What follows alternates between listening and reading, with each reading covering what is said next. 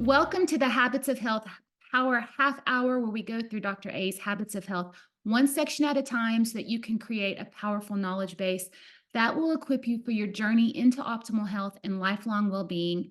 My name is Cassondra Reagan, and I am an independent Optavia coach. So last week, we debunked the myth of the 3 square meals, and we actually dove deeper into the 2 core principles of weight management. Number 1, mastering the amount of energy or calories you take in by controlling portion size, and 2, turning off your insulin pump, which has to do with both the timing of your feeding, and the quality of the carbohydrates that you consume. We stressed how important it is to design a low glycemic life for yourself from here on out because it shifts the body away from fat storage, away from carb cravings, and away from inflammation and into a fat burning state where we feel satisfied.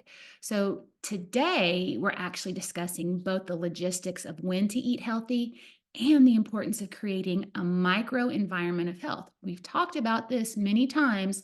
We're going to get more specific, but it's that health bubble. So do you remember from earlier in this section when we discussed the University of Toronto study where 2 groups ate the same amount and type of calories, but the group who ate every 3 hours lost more than the group that ate only 3 meals? Well, our goal is to be that 3-hour group. Can you eat every 3 hours? If so, Dr. A says you can actually change your life.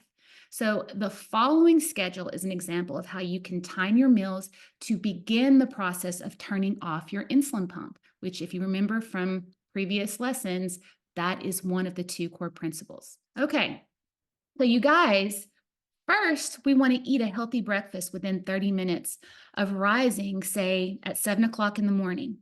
3 hours later, we're going to eat a little something else, and so on throughout the day. So this is just an example of a 3-hour schedule, but you can have 7 a.m. a breakfast, 10 a.m. more nourishment or a fueling, 1 p.m. another nourishment or a very small lunch, 4 p.m. nourishment, 7 p.m. dinner, 9:30 to 10 small nourishment. Now, you'll see that our plan includes a healthy evening meal.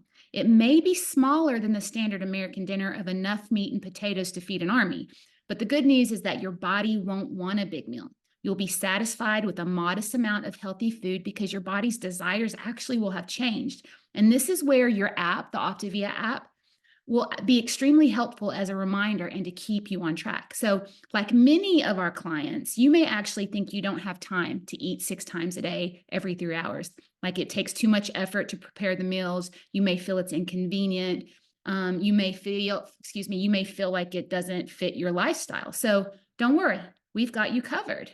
In the next section, you're going to learn about an amazing technology, and that's what Dr. A calls his fuelings, his prepackaged fuelings. That's going to help you. So, and he says in all his years of practice, he has yet to encounter a single person who wasn't able to make this plan once they were actually showed how to do it. By planning your meals in advance and making sure you have portable, convenient nutrition with you when you are on the go, the program is actually quite easy to manage logistically. And more importantly, it's easy to manage biologically in your body.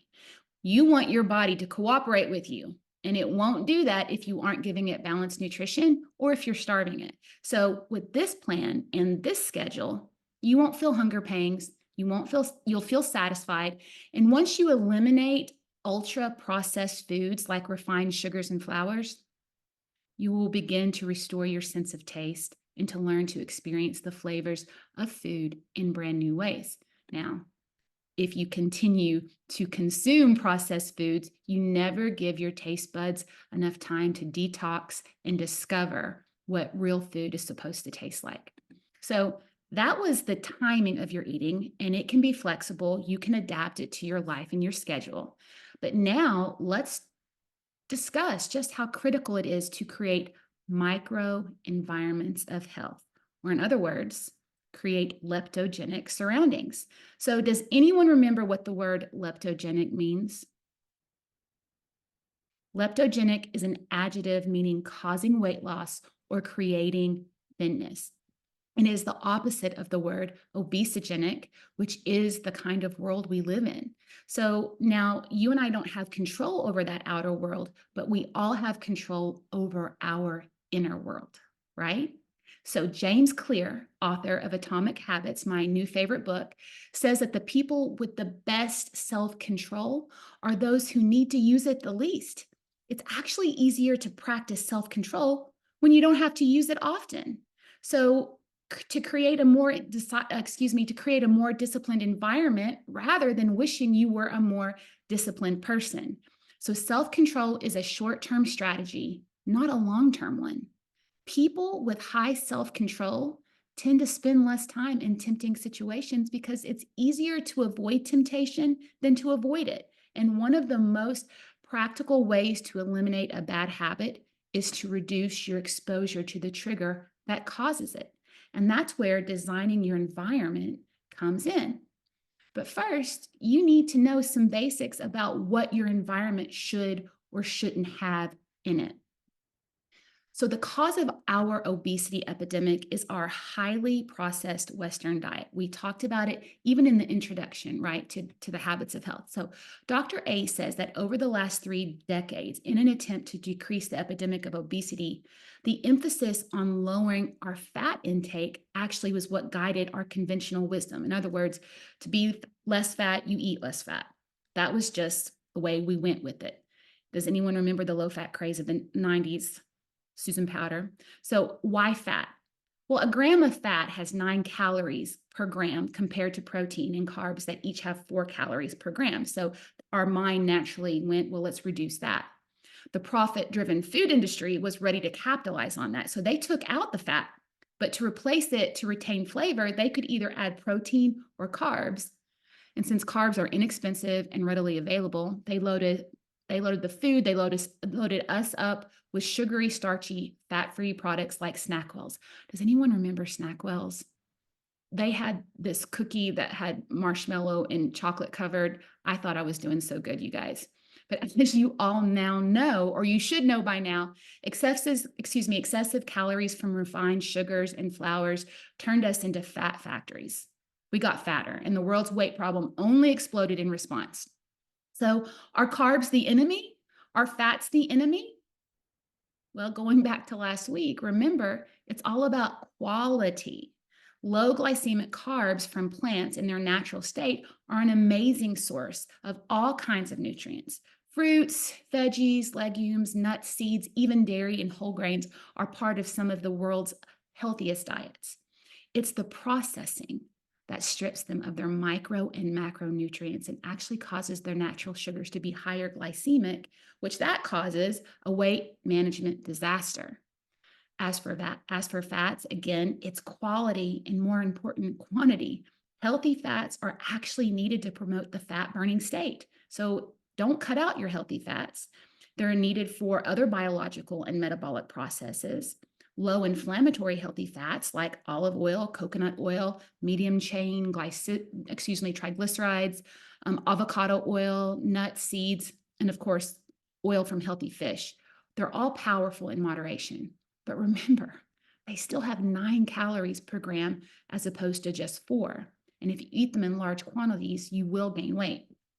So, of course, your total calories consumed still matters, but don't forget that managing your energy intake is the first principle of weight management. I say all of this before talking about your environment so you can understand what you will need to eliminate from your environment, from your bubble, to protect yourself and your health from the triggers that will upend your self-control. And I'm just, as a side note, if you think that you can consistently honor your commitment to yourself in your health journey and live in a home full of garbage, you are lying to yourself. And that's just a real talk moment. You have to clean out your home, or you will not be able to exercise self-control long term. That's my side note. So processed foods, refined foods, high-fat foods, high glycemic foods, these are all the things that we're going to get out. So to be the architect of your environment, you will address several zones in your home. One, your refrigerator and freezer, pantry and cabinets, your food storage areas. and then your kitchen and your bedroom. This is to create overall health, right? So in your food storage, you will want to eliminate these things: all frozen fruits, vegetables, and juices that have added sugar, all frozen processed foods, guys, get it out: pizzas, breads, desserts. In your fridge, all whole fat dairy, all processed deli meat, sorry guys, bacon, hot dogs, all sugary sodas and juices, beer, wine, and condiments with sugar, puddings, apple sauces, all high caloric foods with high fat, high sugar content, like peanut butter, jellies. That's in your fridge and freezer. In your pantry, get rid of all the whites, right? White flour, white bread, white rice, crackers, rice cakes, croutons, potatoes, cornmeal, grits, refined cereals, cookies, candies, cakes, muffins, chips, pretzels, popcorn, breadcrumbs even. Also, get rid of all the hydrogenated vegetable oils. Now, there's a whole section in your habits of health about healthy oils and non-healthy oils. You can refer to that. But include hard or semi-soft margarines, shortenings like Crisco, partially hydrogenated oils. And then get rid of those inflammatory seed oils. They may be healthy for your heart, but they're going to cause your body to be inflamed. That's soybean, sunflower, corn, and canola oil. All right? Now, what do? You can't just leave it empty. Anything you get rid of, you've got to fill it back up with something, right? So replace your food storage with the following: whole frozen vegetables like broccoli, spinach, cauliflower, green beans, unsweetened fruits, frozen seafood, lean beef, and poultry. In your refrigerator, you can have fat-free or low-fat dairy products such as skim or soy milk, almond milk, low-fat cottage cheese, and low-fat yogurt. You can have low-fat protein sources such as lean chicken, meats, tofu, hummus, and eggs, fresh fruit, veggies, condiments such as mustard, pickles, and vinegars, mineral or sparkling water, olives and capers, and of course, all the herbs and spices that your heart can desire. As for your pantry, fill it with brown rice, olives, avocado or coconut oil, olive oil, natural oatmeal, not the prepackaged sweetened, whole grains, high fiber breads or pitas, whole wheat flours, walnuts, almonds, beans, tea, coffee, and unsweetened cocoa. Okay, so that's what you take out and put in. Now, for the environment in your kitchen, put away or out of sight things that will trigger you: cookie jars, all food triggers that normally trigger you. Look, there's some things that don't trigger me at all, but there's some things that do, even if they're healthy. I can't have cashews in my house because I can't eat just 10. I tend to go overboard. So know what triggers you. Use smaller plates for smaller portions. Put larger dinner plates out of sight in the back of the cupboard. Never stand or walk while you are eating. Sit down. And buy blue plates. I've got blue plates, you guys, 9-inch blue plates. The color blue has been proven to decrease your appetite while yellow and red increase it. And knowing that, can you now see why all the fast food places, what are their theme colors, right? Reds and yellows. So never use serving bowls on the table. Make yourself and your family go to the oven or wherever to fill your plate. And you can read more in Element 7 of your life book for more tips on that. And finally, let's look at your bedroom.